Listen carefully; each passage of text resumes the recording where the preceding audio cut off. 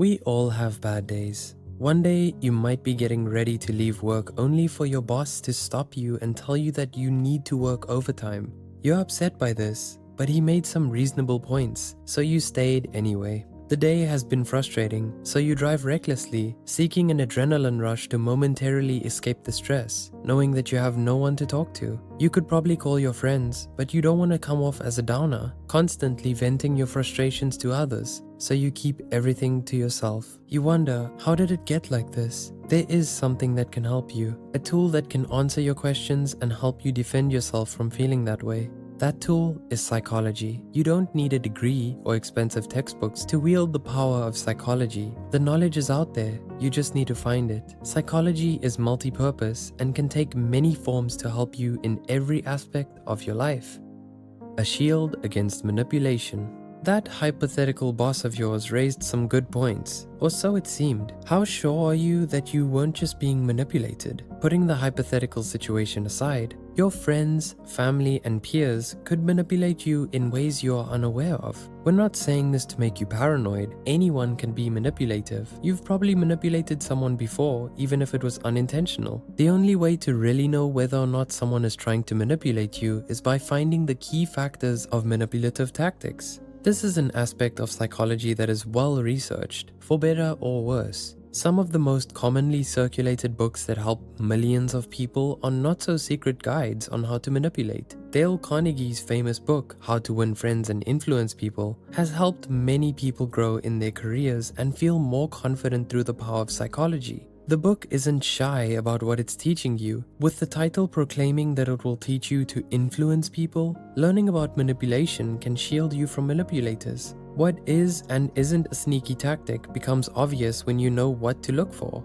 Make sure you aren't being taken advantage of because anyone can learn to manipulate. For example, one notable fan of Dale Carnegie and his book was the infamous Charles Manson.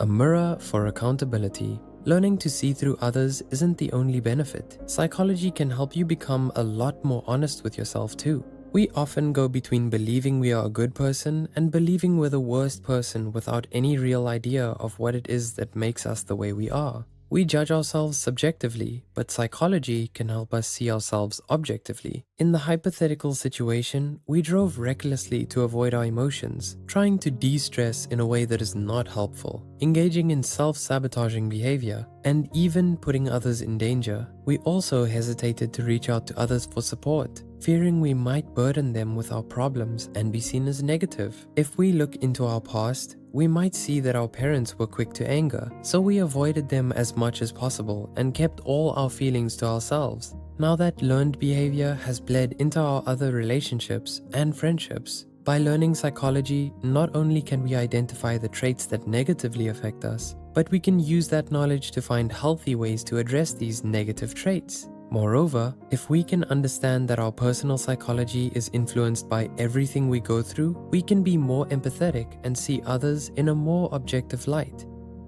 A health potion for our relationships.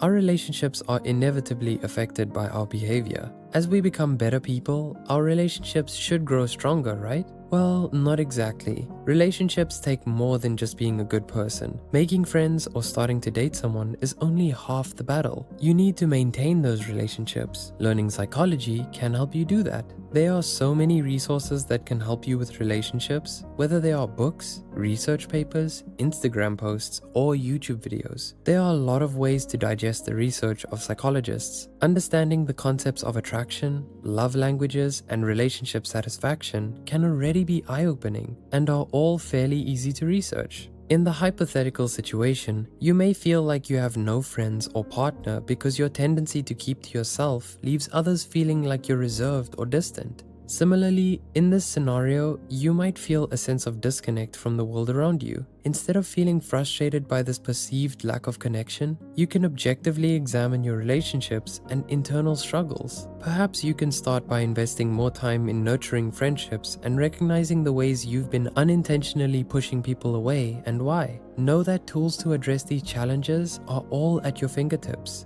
A lot of psychology deals with intuition, and if your intuition is telling you something is off, learning psychology can help you articulate what that problem is and help you and your partner find the solution. Remember, when it comes to relationships with others, collaboration is always necessary, so you can't expect to know all the answers without actually collaborating.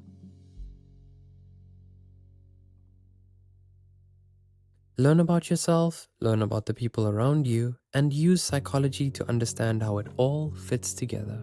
Learning psychology is not the same as therapy. It won't solve all of your issues, but it will help a lot in your day-to-day interactions. With psychology, you might speak to your boss in a way that gets you out of overtime without getting you fired. You might realize that getting home safely is more important than speeding through traffic to avoid dealing with your frustrations. And you realize you have the power to change the loneliness and disconnect you are feeling, because reaching out, connecting with others, and nurturing relationships are within your control. Psychology is everywhere. It's in everything. It doesn't have to just be the tool you use to find out if you have depression or anxiety. If we inspired you to put a little more thought into psychology, why not stick around by subscribing to Psych2Go? Remember to leave a like on the video if you enjoyed it. We hope to see you again next time.